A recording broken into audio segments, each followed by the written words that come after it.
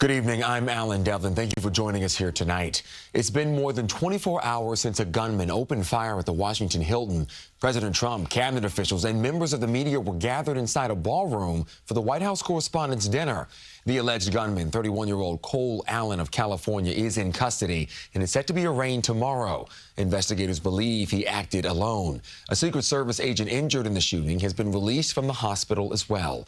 Jenna DeAngelis is here now with all of these new developments. It's been a fast-paced 24 hours, Jenna. Absolutely. From a terrifying night in Allen, we're learning the suspect wrote a manifesto that stated he planned to target Trump administration officials prioritized from highest ranking to lowest. According to a copy obtained by CBS News, the suspect's family apparently tried to warn law enforcement, but it may have been too late.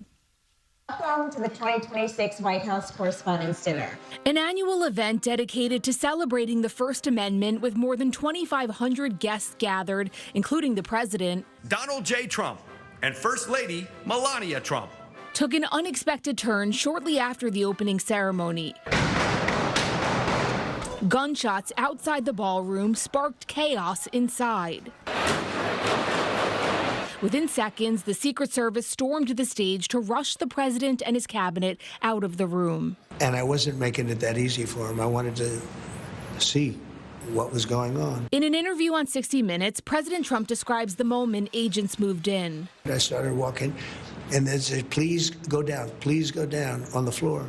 So I went down, and First Lady went down also. CBS News senior White House correspondent Weijia Jiang was sitting next to the president. I saw the SWAT officers coming toward the head table, and when I heard the word down, down, down, I knew that there was an active threat. So right there at the dais where you see that flag, that's where President Trump was sitting. Up the stairs here,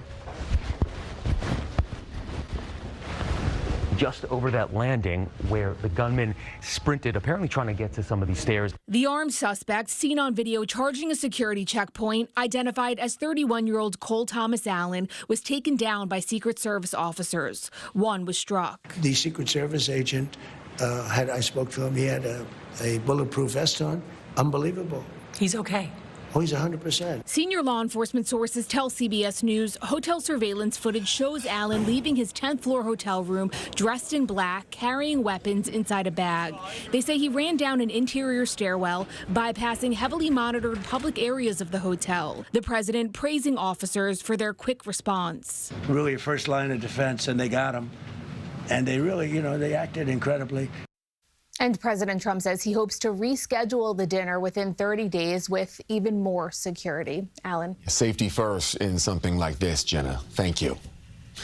And the suspect was not hit by gunfire in that exchange. He is expected to be arraigned tomorrow on at least 2 charges, but prosecutors say there could be more.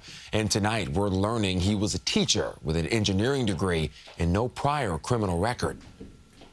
New details are emerging about 31-year-old Cole Allen, accused of charging a Secret Service checkpoint Saturday, armed with a shotgun, handgun, and knives, all in an attempt to kill Trump administration officials at the White House Correspondents Dinner. Law enforcement say Allen is from California and that he traveled to the East Coast by train, arriving and checking into the Hilton Hotel Friday ahead of the event. Because he was already inside, he had, at least one terrain feature ahead of anybody else from the public that would have had access. CBS News has learned he posted writings that night described by law enforcement as a manifesto, claiming he planned to target officials prioritized from highest ranking to lowest, adding an apology to family and that he did not expect to survive the incident. Nobody wants anyone bad living that close by, right? Investigators swarmed the suspect's house and community just south of Los Angeles. Allen was a teacher at C2 Education of Torrance, even being awarded Teacher of the Month in December of 2024. I think what we'll find through the investigation is that he was a squeaky clean individual,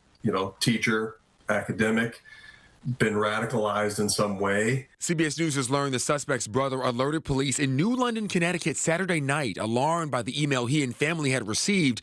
Quinnatique White is neighbors with the suspect's brother. That was probably a real tough decision for him to make. Allen will be arraigned in Washington, D.C., where he could face additional charges. This is now the 3rd time in 2 years President Trump has been targeted. First in Butler, Pennsylvania at a campaign event when a bullet grazed his ear, and then at his Palm Beach golf course where the suspect was spotted holding a rifle before he could shoot. On 60 Minutes today, the president was asked about political violence. You go back 20 years, 40 years, 100 years, 200 years, 500 years.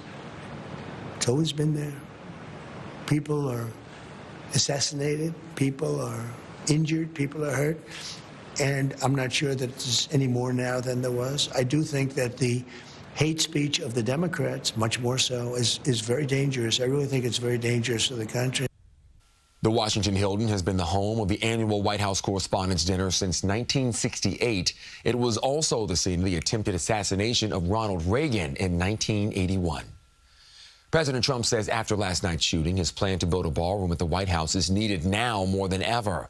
The Justice Department is calling on the National Trust for Historic Preservation to drop its lawsuit that's currently holding up construction.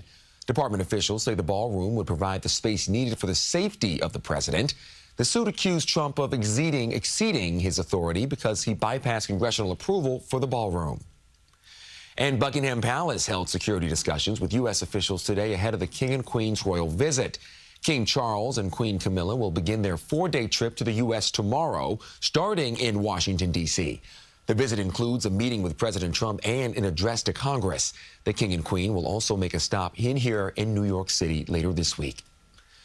Stay with us as we follow the latest development on the press dinner shooting on air, online, and streaming on CBS News New York.